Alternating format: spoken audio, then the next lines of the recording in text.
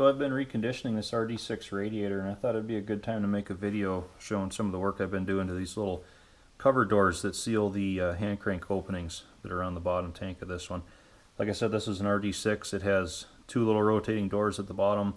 The smaller one covers the opening for the starting engine hand crank, and the larger one in the center covers the opening that provides access to the front of the diesel engine crankshaft, so you could manually roll the engine over through there.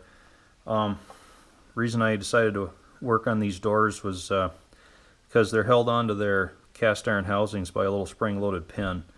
You can see the new pin I have in the back of this one. I've already finished this one up.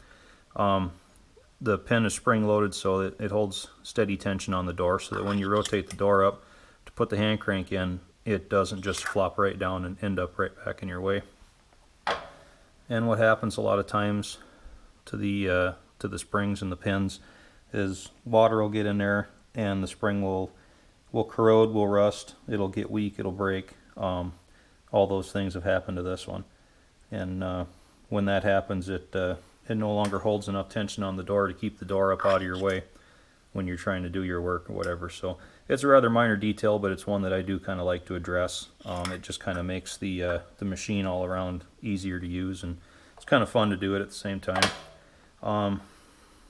Best way I've found to get these apart, I'll take a center punch and just punch the rounded over end of the pin, and I'll use two different size drill bits. I'll start with a small bit and I'll establish a good pilot hole, and then I'll move up to a larger bit that will remove enough of the material from the end of the pin to allow me to take the door off without causing any damage to it.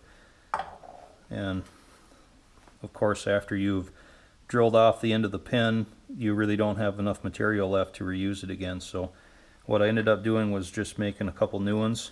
I turned two of these out on the lathe, just using regular mild steel, nothing special. And although both of these doors are different sizes, they both use the same size pin, so that did make things convenient. And real quick, the dimensions on this pin: the large end of it here is 1/2 inch in diameter. The shoulder at the end is 0.1 inch thick. The main body of the pin from shoulder to shoulder is 1.2 inches long and 0.325 in diameter. And the smallest end of the pin out here is 0.4 inches long and 0.275 in diameter. The small end of the pin is what actually goes through the hole in the door, and the material that sticks up above the door is what gets rounded over to secure the door onto the end of the pin.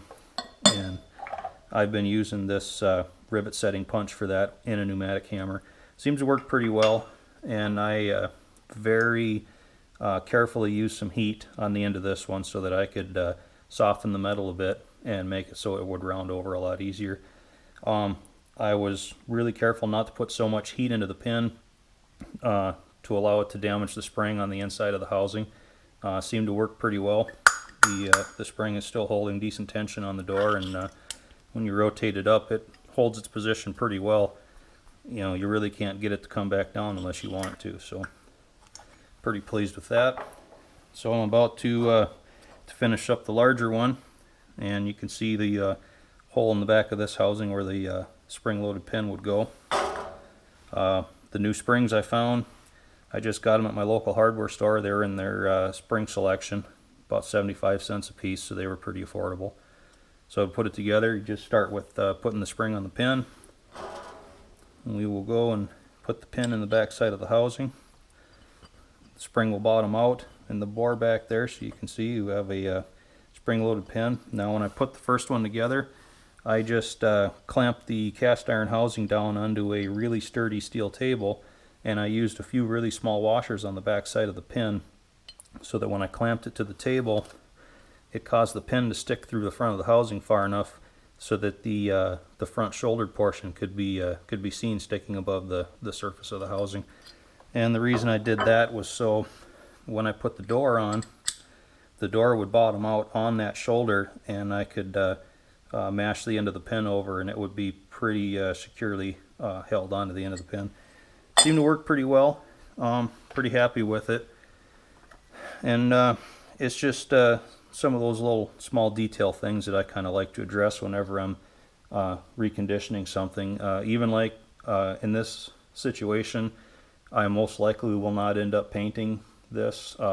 It'll just kind of stay in its somewhat rusty, vintage looking working clothes. But I still like to just recondition all these little pieces and get them pretty much working the way they were when they left the factory. It's kind of fun to do. It's little detail things like this that just seem to make a machine work that much better. Makes life easier, makes it just more fun to operate. So hope you enjoyed the video. Hope you you got something out of it. And if you choose to tackle a little project like this yourself and you find some different dimensions that work a little better on these pins, by all means feel free to change it as needed. But that's what worked well for me, so I thought I'd share it.